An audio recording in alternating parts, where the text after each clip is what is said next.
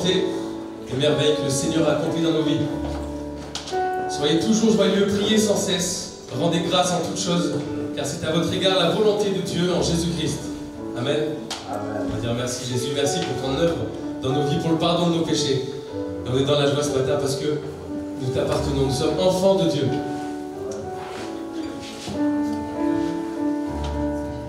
Je chanterai de tout cœur les merveilles de mon Sauveur Jésus. Il m'a ôté des ténèbres, il m'a délivré de tout péché. Je chanterai de tout cœur les merveilles de mon Sauveur Jésus. Il m'a ôté des ténèbres, il m'a délivré de tout péché. Mon Sauveur est fidèle, il ne m'abandonne jamais. Je n'ai plus rien à craindre, car Jésus m'a libéré. Je suis dans la joie, je suis dans la joie, une joie immense, bien plus qu'une émotion, car Jésus m'a libéré. Je suis dans la joie, une joie immense, bien plus qu'une émotion, car Jésus m'a libéré. Je chanterai de tout cœur les merveilles de mon Sauveur Jésus. Il m'a ôté des ténèbres, il m'a délivré de tout péché. Je chanterai de tout cœur les merveilles de mon Sauveur Jésus. Il m'a ôté des ténèbres, il m'a délivré de tout péché. Mon Sauveur est fidèle, il ne m'abandonne jamais. Je n'ai plus rien à craindre, car Jésus m'a libéré. Je suis dans la joie, je suis dans la joie, une joie immense, bien plus qu'une émotion, car Jésus m'a libéré. Je suis dans la joie, une joie immense, bien plus qu'une émotion, car Jésus m'a libéré. La dernière fois, je suis dans la joie. Je suis dans la joie, une joie immense, bien plus qu'une émotion, car Jésus m'a libéré. Alors encore une fois, allez. Je suis dans la joie, une joie immense, bien plus qu'une émotion, car Jésus m'a libéré. Amen. Notre Dieu est puissant, capable de l'impossible. On veut persévérer dans la prière, dans la foi. Je chercherai toujours ta face. Chantons. Quand les ennemis me font face, que la peur me saisit, je chercherai toujours ta face.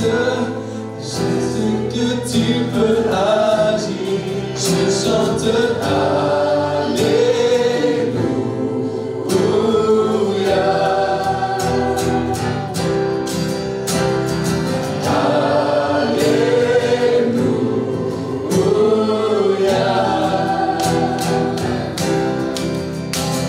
Quand mes yeux sont maillés de larmes et sous leur poids je fléchis, je saisis mes armes, je te loue Dieu, tu vas agir. Je chante Alléluia.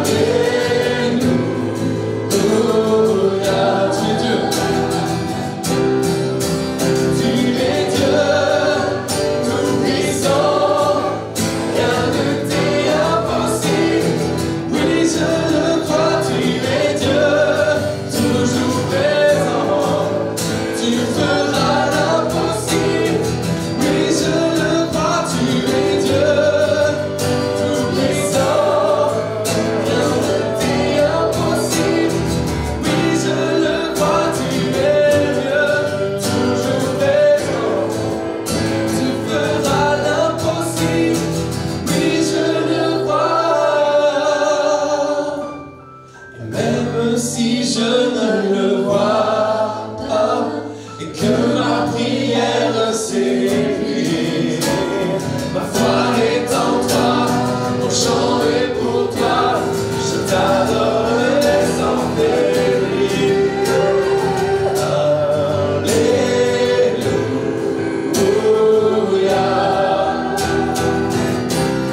Je chante Alléluia. Je chante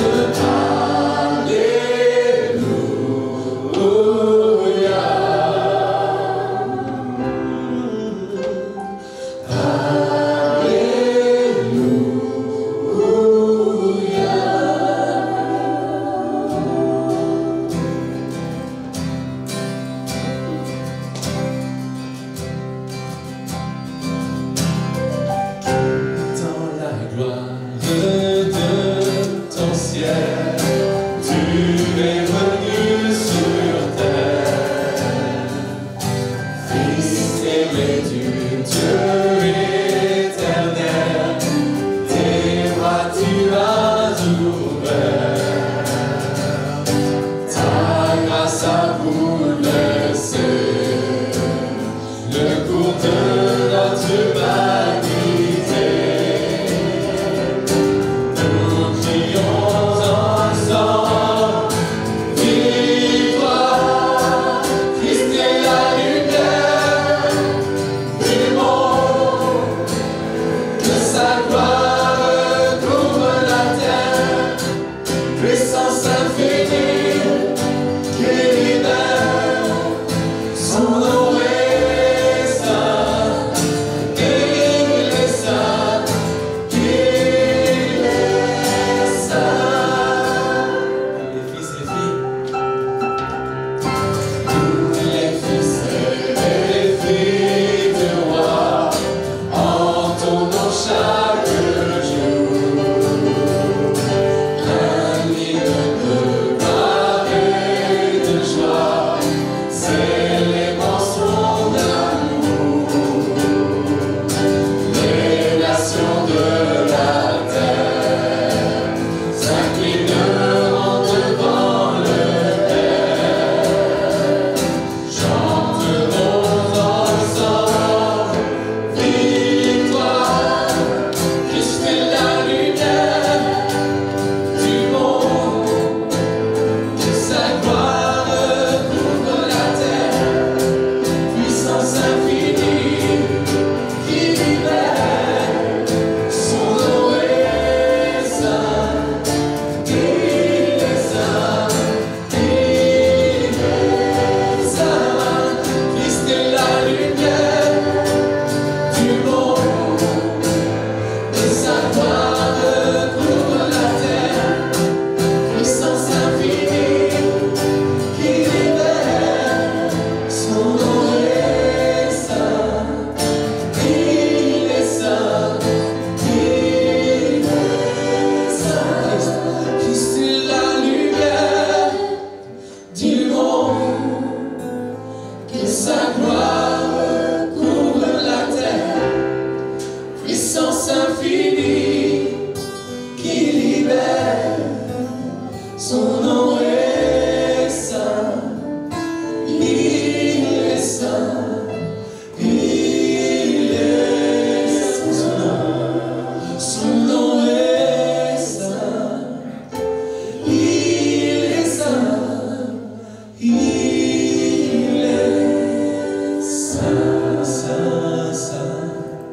Et le Seigneur, le Dieu des armées, saint, saint, saint. Et le Seigneur, le Dieu des armées, la terre est remplie de sa gloire. La terre est remplie de sa gloire.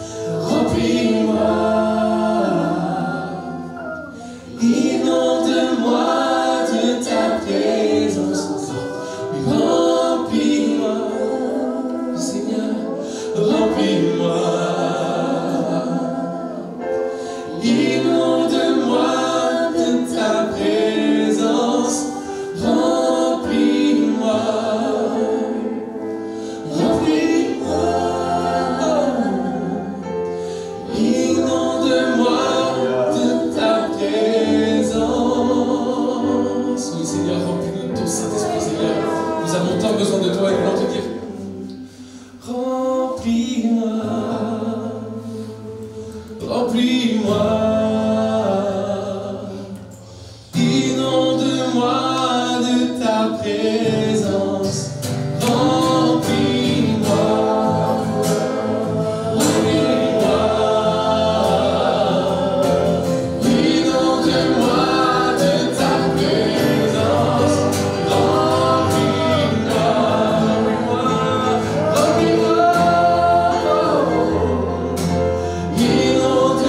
inonde-moi de ta présence, remplis-moi, remplis-moi, inonde-moi de ta présence, remplis-moi, remplis-moi, inonde-moi de ta présence, remplis-moi, remplis-moi, inonde-moi de ta présence, Seigneur. Merci pour ta présence, sois dans nos vies, Jésus.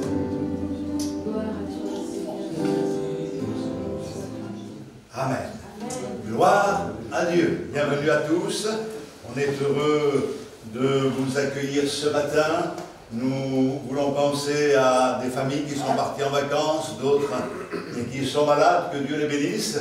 Et si nous sommes là et si nous sommes debout, c'est parce que Dieu est bon. Hein? Et quelquefois, on apprécie les choses que quand on ne les a plus. On ne sait pas ce que c'est qu'être en bonne santé. Quand on est malade, on se dit, oh là là. Et vous savez, il y a les femmes et les hommes. Les hommes, on est un peu plus douillets. Quand on est malade, on a l'impression qu'on ne va jamais guérir. Hein? Et c'est comme ça, on se dit, mais voilà, moi, je ne me relèverai pas. J'ai entendu des complaintes il n'y a pas longtemps. Alors on encourage, hein, mais c'est vrai que, mais merci Seigneur, d'apprécier la santé et de dire ce matin, merci parce que je suis dans ta maison, dans la communion fraternelle, pour te louer, pour te célébrer.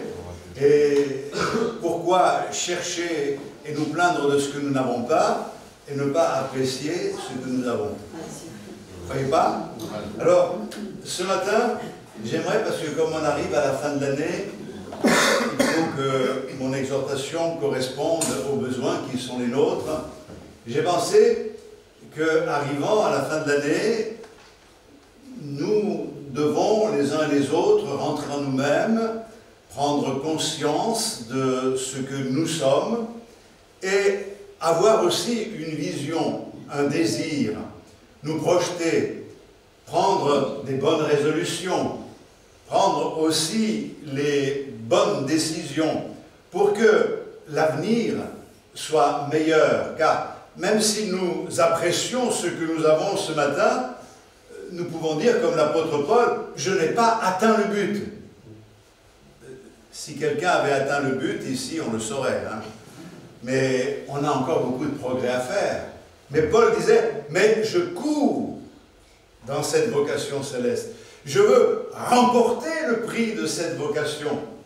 Et donc, ce matin, j'aimerais que nous ayons ce désir ardent de plaire au Seigneur.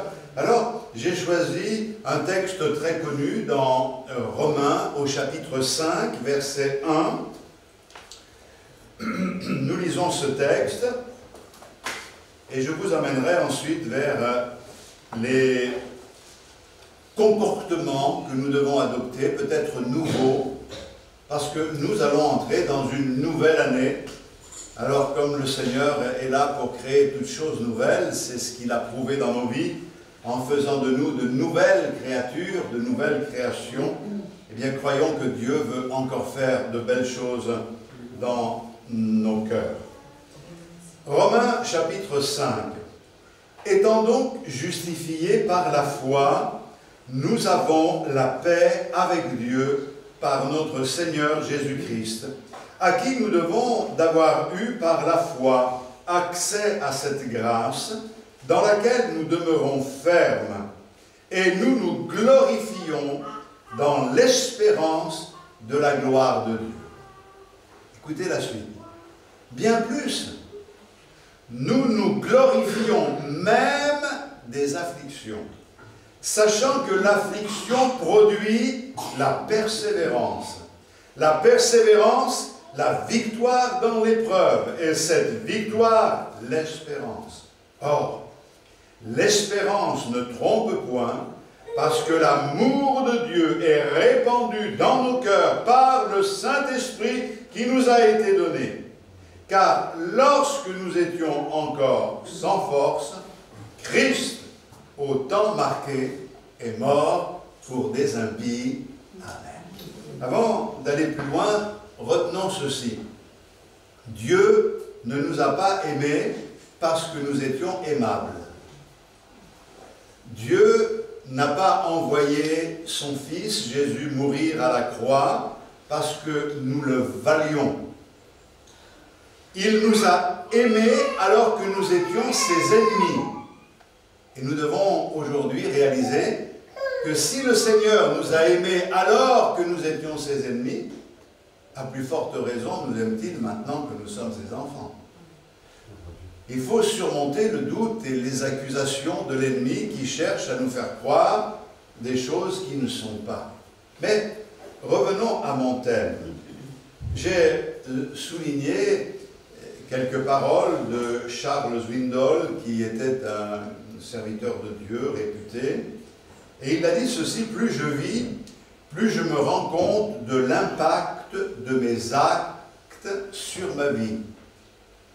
Et je crois que ce qu'il dit est une vérité. Ce que nous décidons de faire et ce que nous faisons a un impact sur notre vie. Et c'est pour cette raison que nous devons réfléchir, rentrer en nous-mêmes et faire les bons choix. Le comportement, pour chacun d'entre nous, est plus important que nos actes, que les circonstances que nous pouvons traverser les uns les autres, que l'échec, que le succès, que ce que les autres pensent, font, disent. Le comportement, c'est plus important que tout ce qui nous entoure.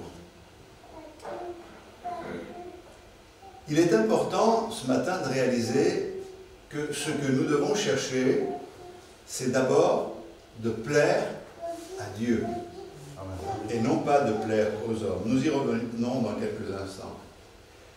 Notre attitude peut contribuer à construire une entreprise, à édifier une église ou un foyer, une famille, une maison. Mais notre comportement peut contribuer à démolir cet édifice, à faire du mal à l'église, à faire du mal à notre foyer. Et c'est pour cette raison que nous devons prendre le temps de rentrer en nous-mêmes pour que Dieu nous accorde la grâce de faire ce qui convient. Chaque jour qui passe, nous avons des choix à faire. Et nous avons le choix concernant l'attitude que nous allons adopter dans la journée. Vous savez, quelquefois, on dit d'une personne, « Oh là là, cette personne, elle est pas bien lunée. »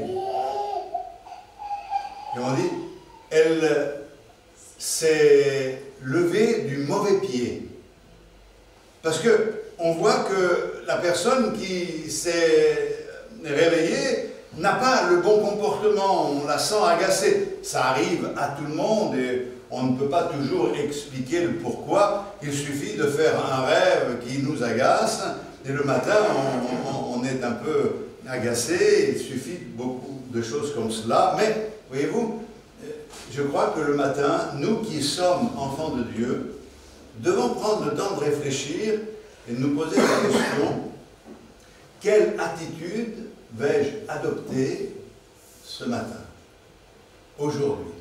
Quel va être mon comportement?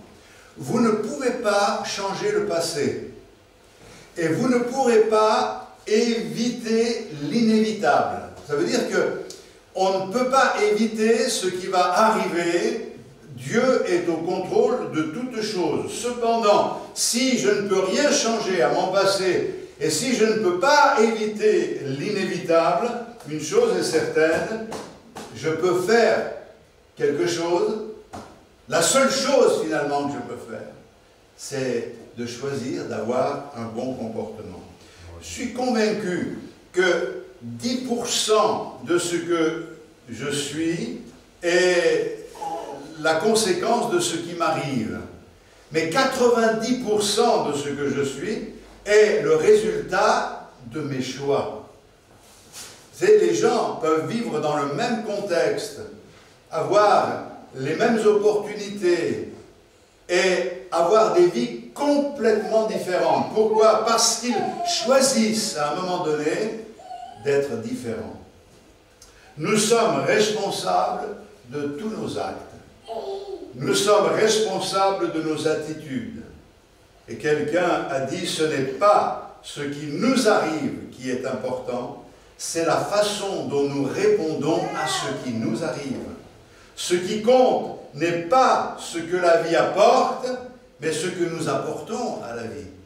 Mais ce qui arrive, c'est important, mais ce n'est pas le plus important.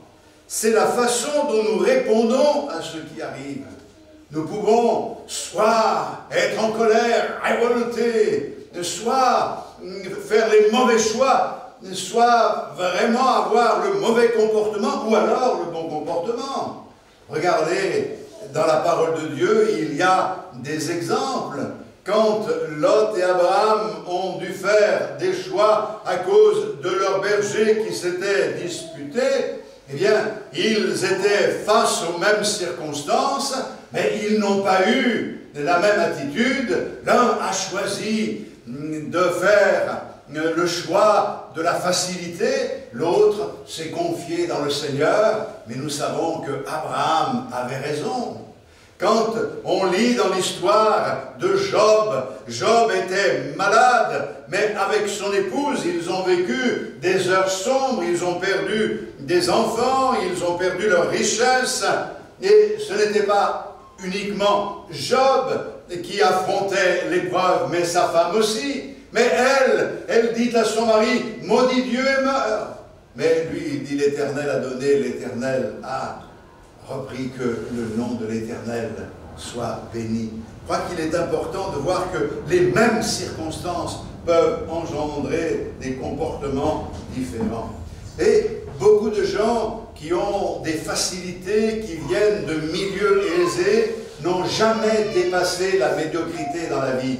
Et pourtant, nous avons aussi d'autres cas, des gens qui ont été dans la misère, qui ont grandi dans la misère, qui ont eu des circonstances difficiles et douloureuses, ont accompli des exploits, des choses merveilleuses, tout simplement parce qu'ils ont eu la bonne attitude. Alors, après vous avoir dit tout cela, je voudrais que l'on entre dans le vif du sujet. Certains ont eu la bonne attitude parce qu'ils avaient la foi, et d'autres n'ont pas eu la bonne attitude parce qu'ils ne croyaient pas. Je crois que pour cette nouvelle année, nous devons adopter les bons comportements. Et le premier comportement que je vous soumets, c'est que pour cette année, cette fin d'année et l'année nouvelle, nous devons être les uns et les autres authentiques. Soyez authentiques. En d'autres termes, nous devons être vrais. Nous devons être réels. Nous devons être aussi nous-mêmes. L'authenticité, c'est une attitude d'honnêteté, une attitude d'humilité. Frères et sœurs, n'essayons pas d'être quelqu'un d'autre. On a l'habitude quelquefois de porter des masques à cause peut-être du regard des autres.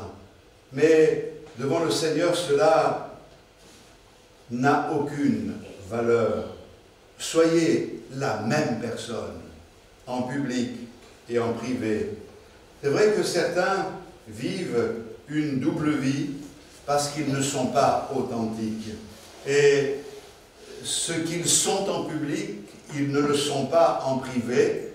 Et nous avons tous besoin de veiller parce que ce mal nous guette tous. Et nous devons vraiment réagir pour pouvoir être vrais en toute occasion.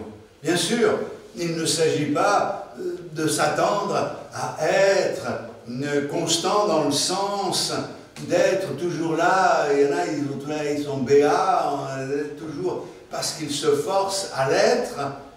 Il y a des moments où dans la vie, il faut savoir aussi baisser la tête, être dans l'humilité, dans la prière, dans la recherche de la face de Dieu, dans la repentance.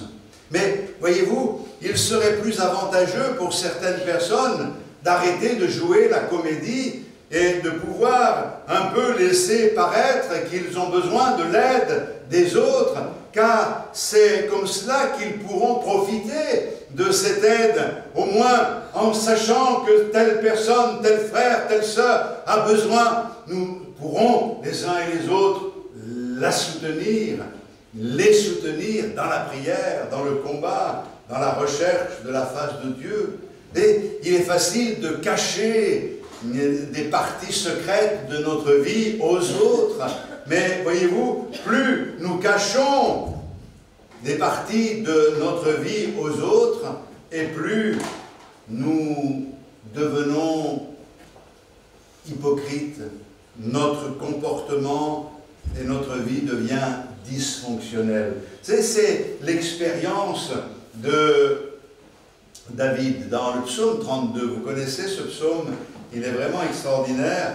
Quand il dit « Heureux celui à qui la transgression est remise, à qui le péché est pardonné. Heureux l'homme à qui l'Éternel n'impute pas l'iniquité et dans l'esprit duquel il n'y a point de fraude. » Écoutez ce qui suit. « Tant que je me suis tu, mes os se consumaient. Je gémissais toute la journée, car nuit et jour ta main s'apesantissait sur moi. Ma vigueur n'était plus que sécheresse, comme celle de l'été. Je t'ai fait connaître mon péché. Je n'ai pas caché mon iniquité. J'ai dit, j'avouerai mes transgressions. Et à l'Éternel, et tu as effacé la peine de mon péché. Vous savez, le psalmiste avait commis une faute grave. Et il a voulu la couvrir, la masquer, la cacher. Et il dit ceci, « Tant que je me suis tu, mes os se consumaient. Je gémissais toute la journée. Ma force n'était que sécheresse. » Il refoulait ce sentiment de culpabilité. Et il essayait de montrer aux autres que tout allait bien. Mais en fait, il était rongé par ce sentiment de culpabilité au point d'en tomber malade. Et voyez-vous, quand on est dans cette attitude-là, on ne peut pas évoluer, on ne peut pas grandir, on ne peut pas avancer. Il fallait que David règle son problème. Et il ne l'a pas fait. Ça a duré pendant 2 ans environ.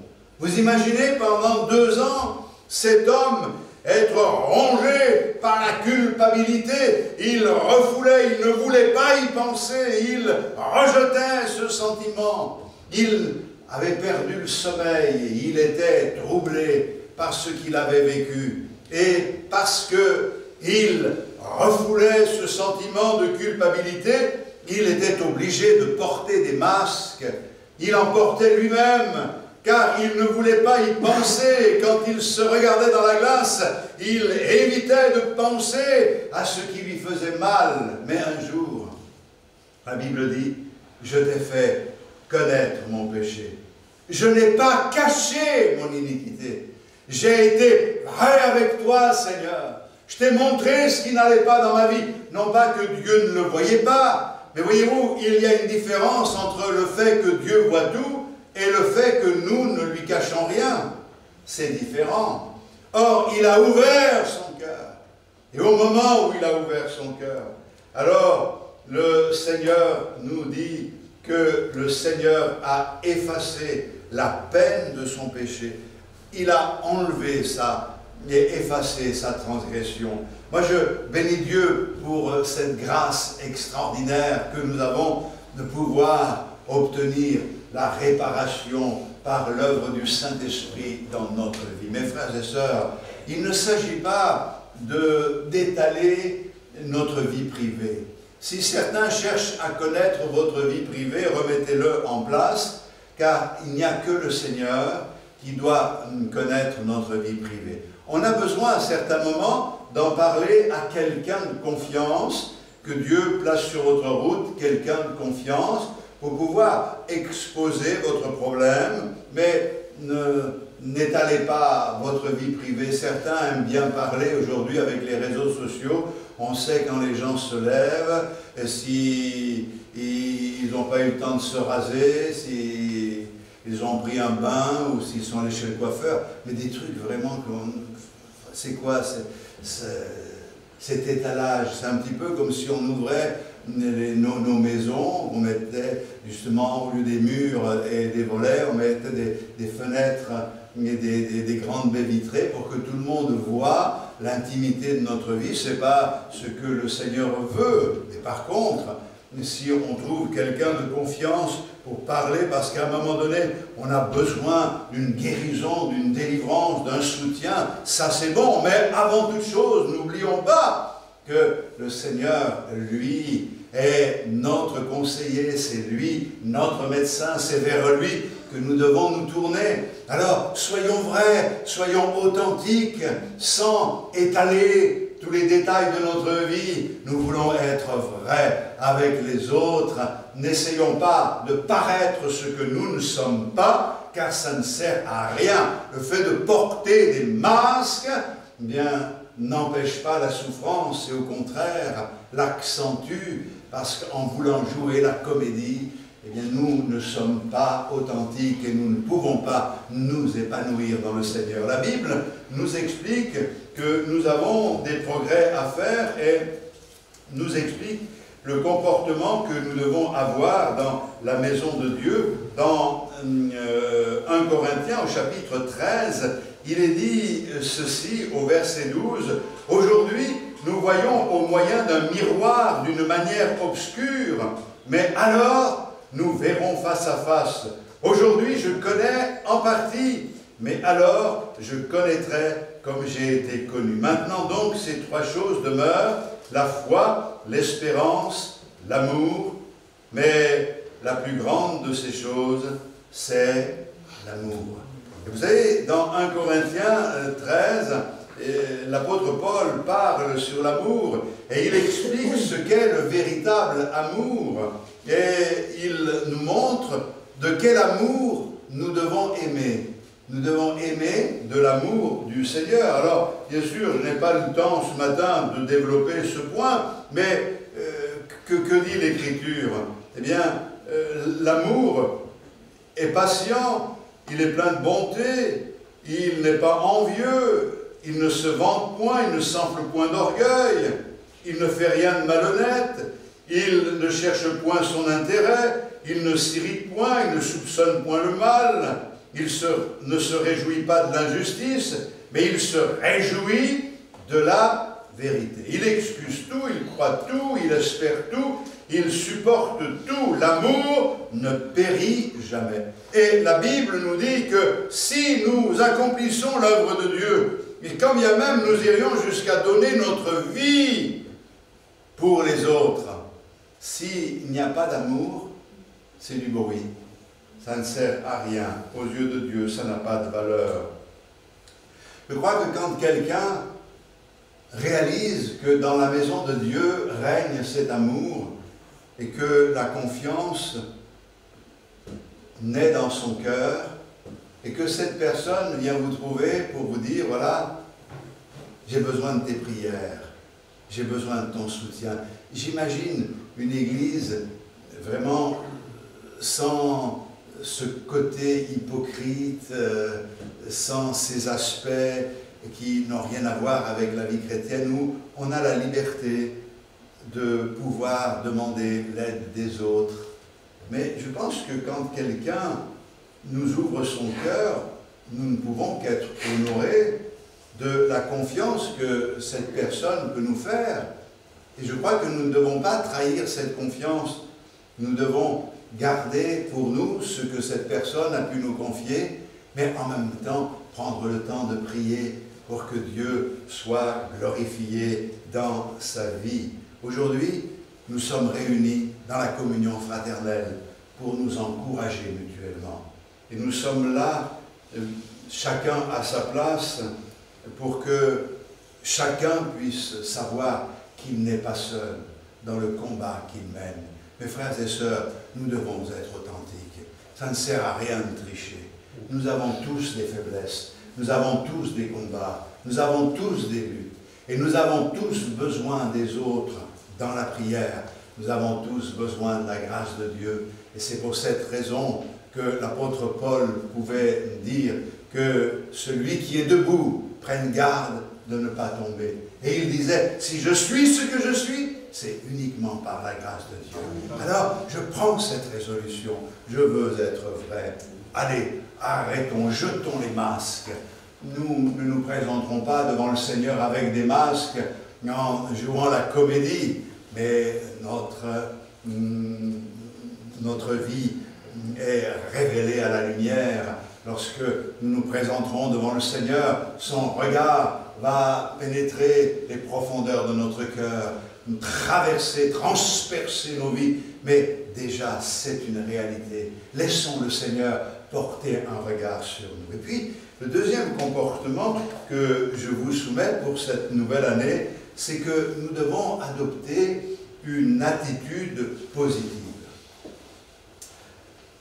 Et on ne peut pas toujours être de bonne humeur si on s'entretient que de mauvaises nouvelles.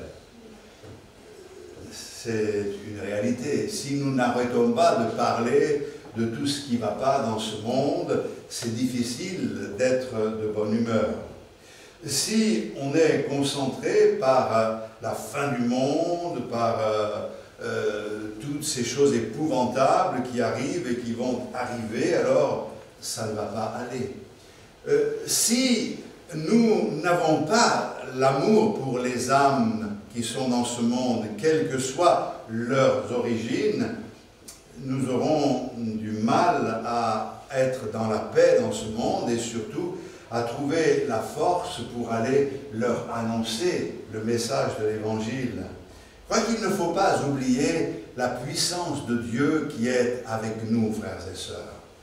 Cette puissance, elle est révélée par exemple dans Matthieu au chapitre 11, le verset 12, quand le Seigneur dit « Depuis le temps de Jean-Baptiste jusqu'à présent, le royaume des cieux est forcé et ce sont les violents qui s'en emparent. » Bien entendu, il ne s'agit pas ici d'associer cette forme de violence à la violence que l'on trouve dans le monde, mais il est une forme de violence qui est inspirée et communiquée par le Saint-Esprit dans notre vie et qui nous amène justement à bousculer les habitudes et à aller chercher ceux qui sont perdus loin de Dieu, car le royaume de Dieu est déjà au milieu de nous, nous le croyons.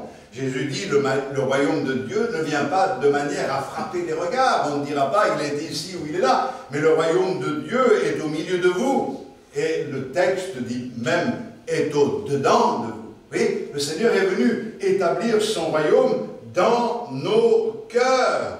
Et la Bible nous dit que le royaume de Dieu, c'est comme le levain que l'on met dans la pâte. Vous avez déjà fait du pain? Moi, ça m'arrive de temps en temps à la maison.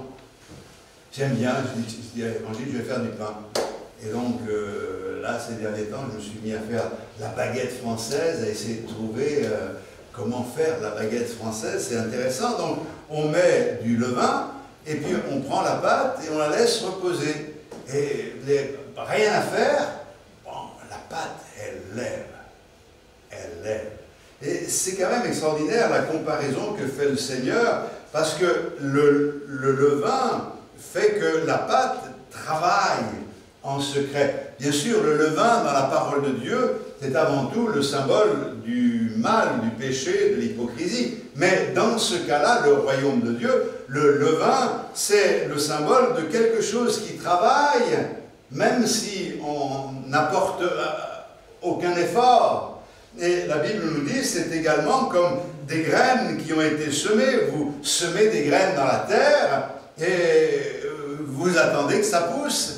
Vous ne le voyez pas, vous ne la voyez pas. La première fois que j'ai semé quelque chose, j'étais tout jeune serviteur de Dieu, dans cette petite maison qu'on avait là du côté de Bordeaux, à Libourne exactement, à Pomerol. Hein.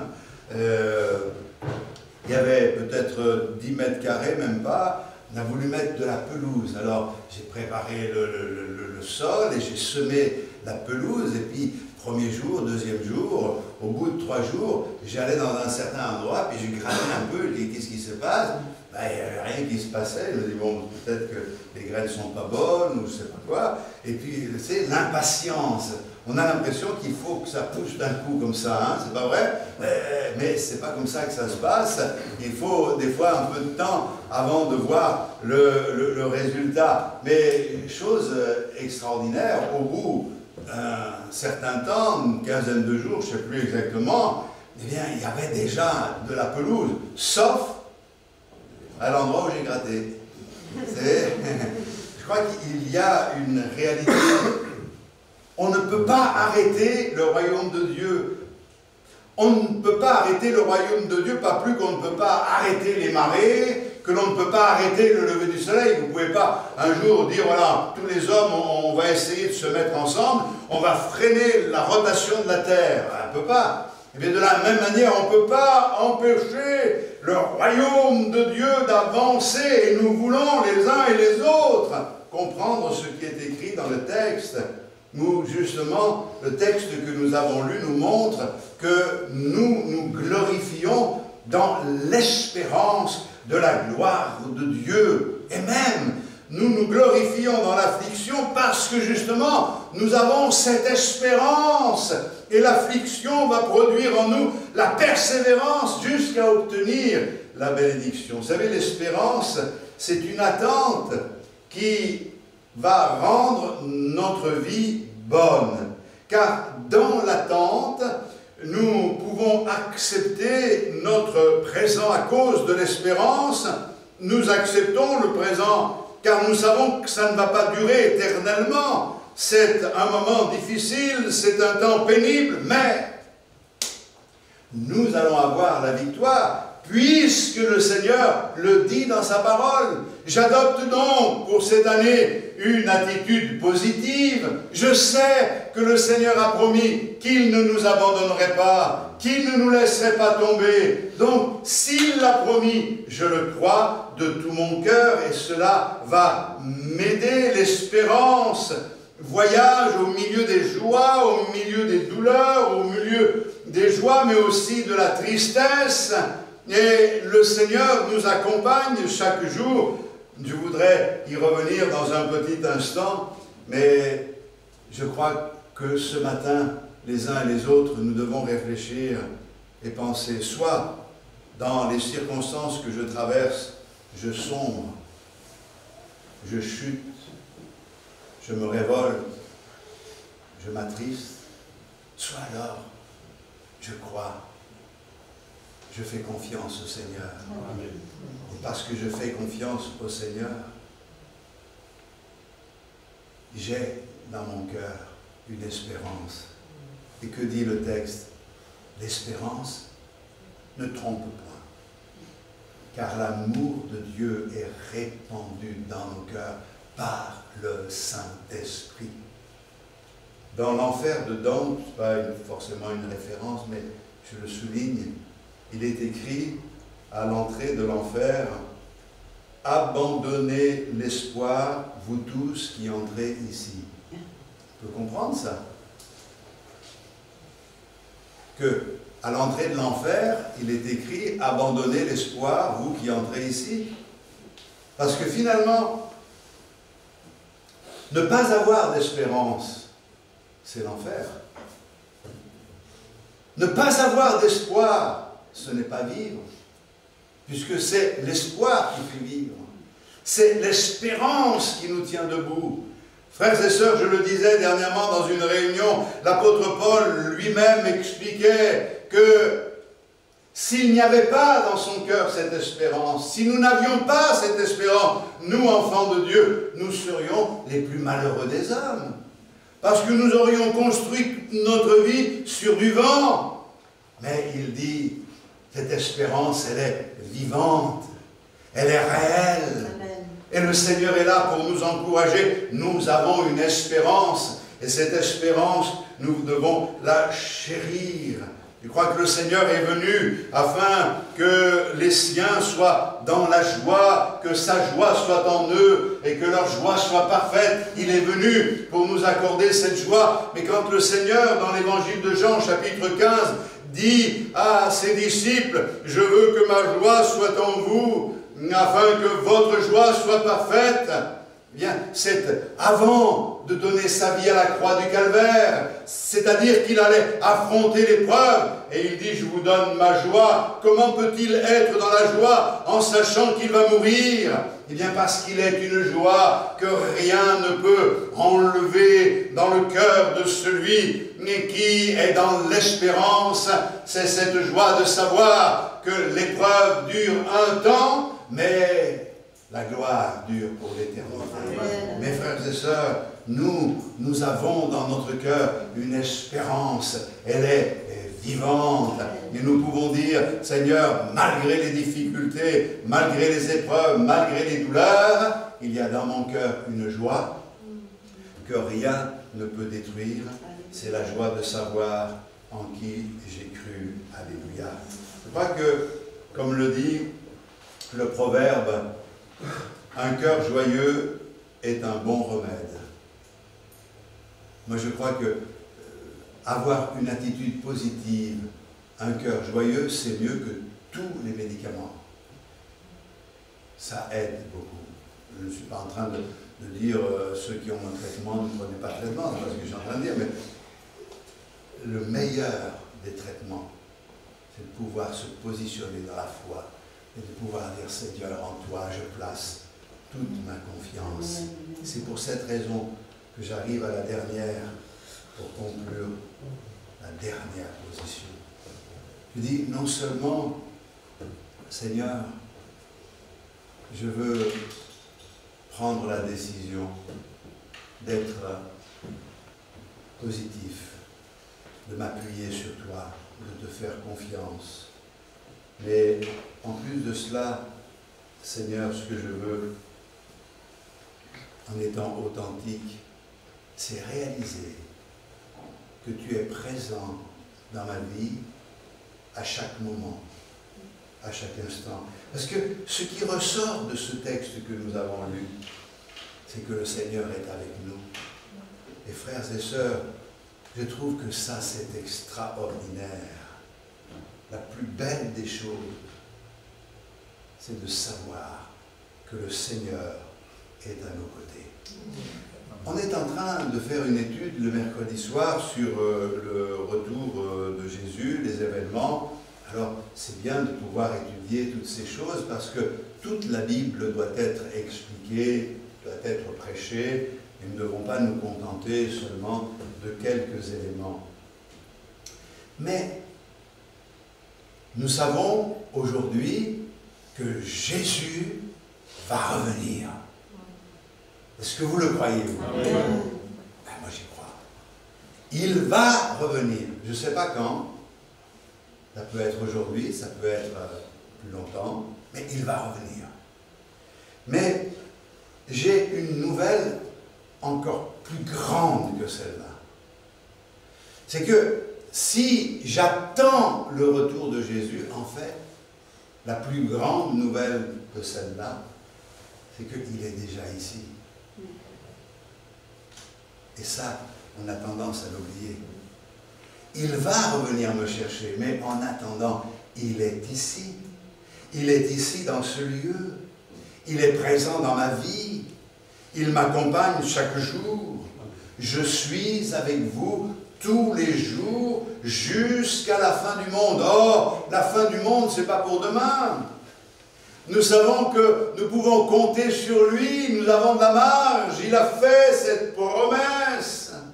Certes, le Seigneur ne peut pas vivre avec nous comme il vivait autrefois. C'était pour un temps. Il est venu vers les hommes, il s'est identifié à eux. Il est devenu lui-même homme de Dieu qu'il était, afin de se charger de notre misère et de donner sa vie sur la croix du Calvaire. Mais il est remonté au ciel. Je bénis le Seigneur, que le Seigneur ne vive pas en Israël aujourd'hui. Pourquoi? Parce qu'il y a quelque chose de plus grand qui se produit. Depuis qu'il est monté au ciel, il est avec nous, et lorsque 2 ou 3 se rassemblent en son nom, il est au milieu d'eux. Il est avec nous, le Seigneur. Et quelquefois, on a tendance à l'oublier. Quelquefois, on a tendance à mettre de côté cette vérité, de penser que parce que tout va mal, et parce que nos prières ne sont pas exaucées comme nous le voudrions, et parce que les choses ne se déroulent pas comme nous l'avions prévu, c'est que le Seigneur n'est pas avec nous. Mes frères et sœurs, je ne sais pas qui vous met ça dans l'esprit, mais si nous sommes attachés au Seigneur, nous sommes attachés à sa parole, à ses promesses, et ses promesses, c'est qu'il ne nous abandonnera jamais. Amen. Imaginez un instant que Dieu qui a créé les cieux et la terre, qui a créé l'homme, imaginez, cela nous parle de sa puissance. Mais si ce Dieu qui a créé l'homme, qui l'a placé sur la terre,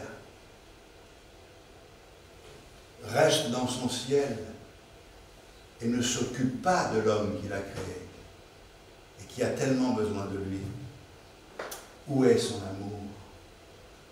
Nous ne pouvons pas envisager les choses de cette manière-là.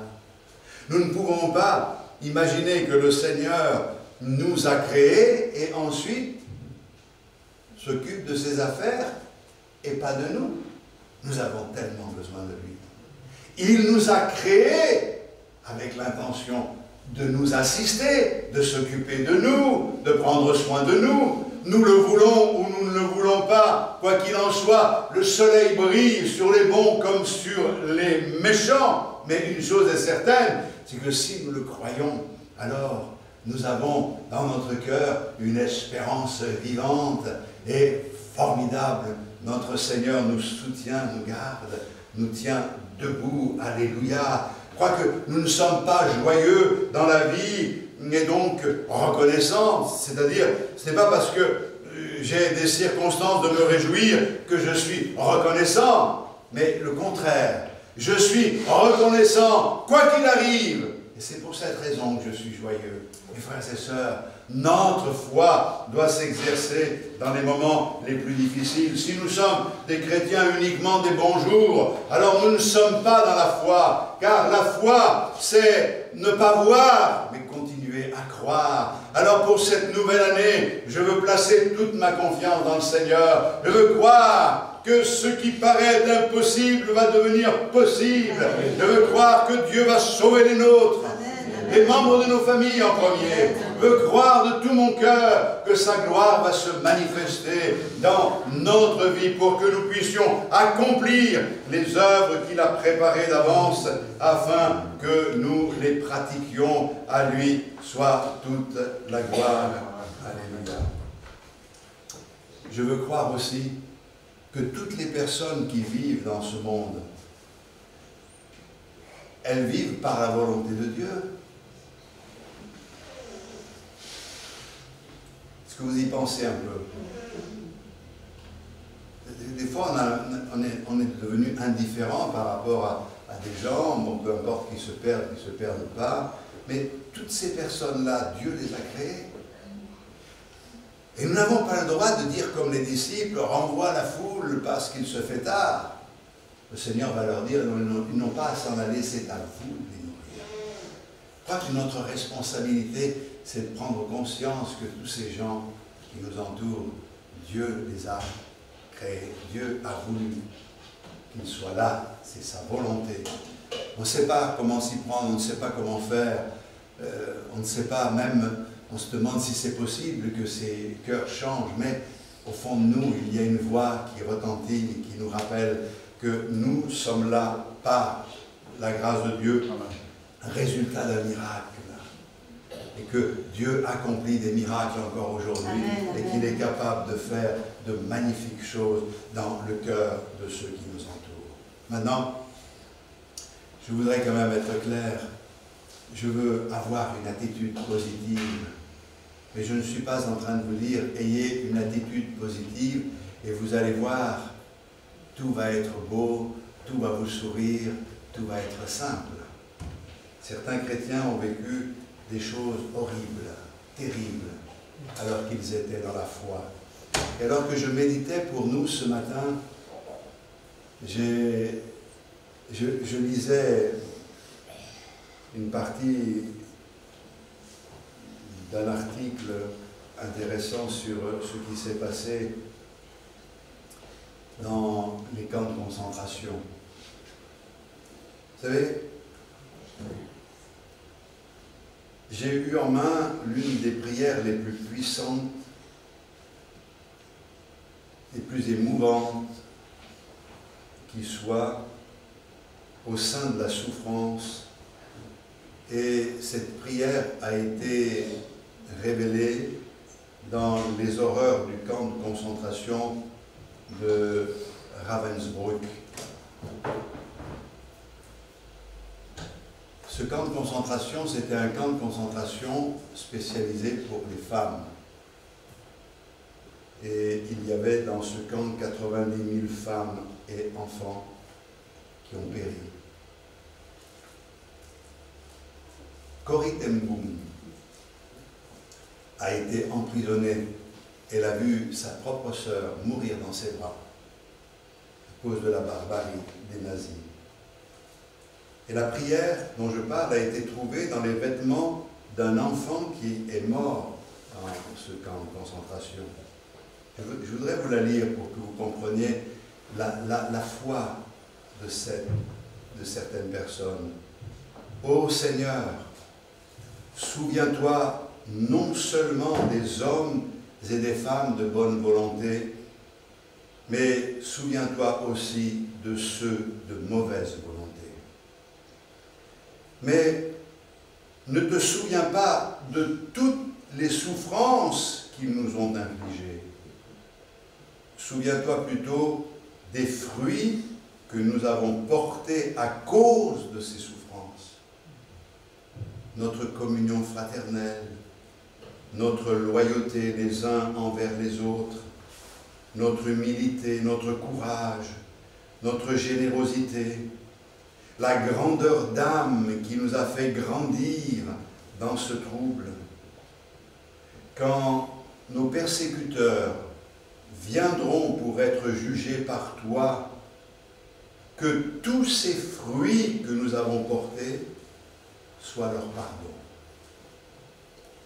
Et quand j'ai lu ça, j'ai dit, trouver cette prière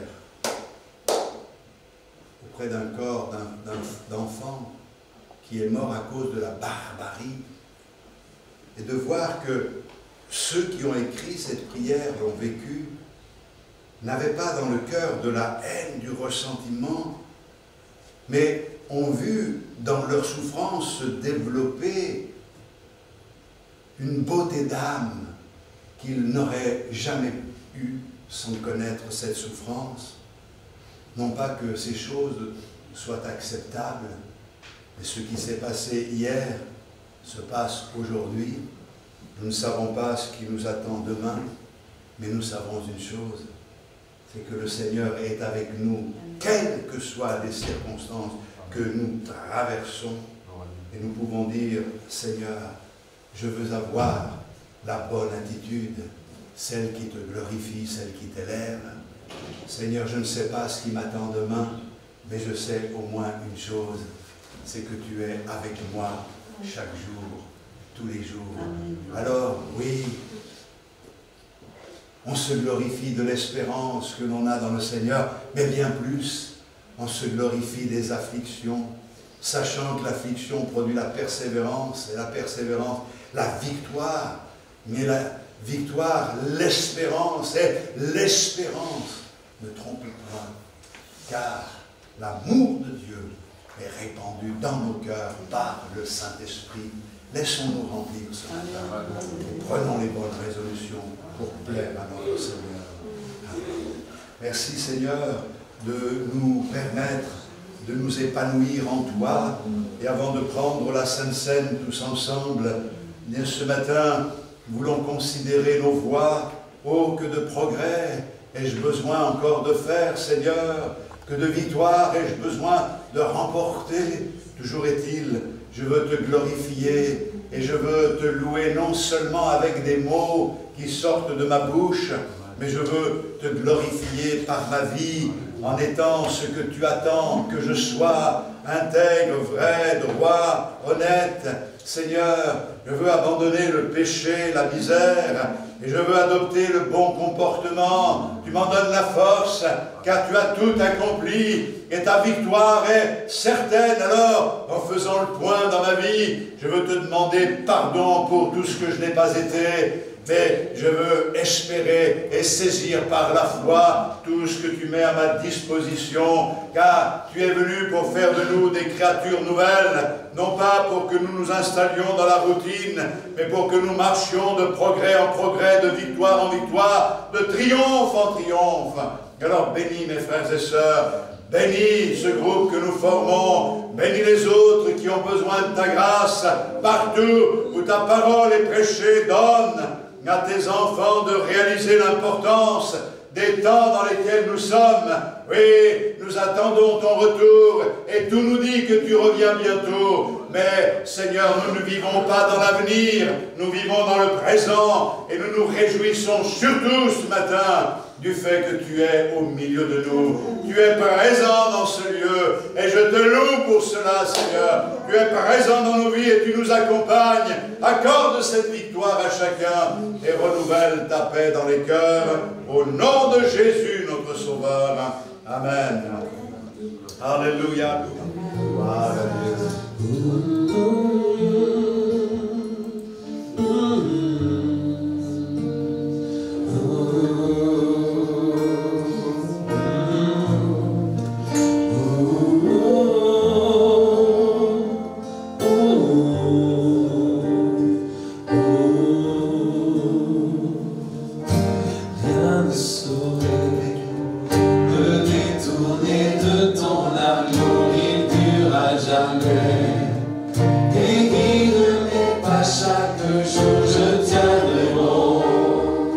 Toi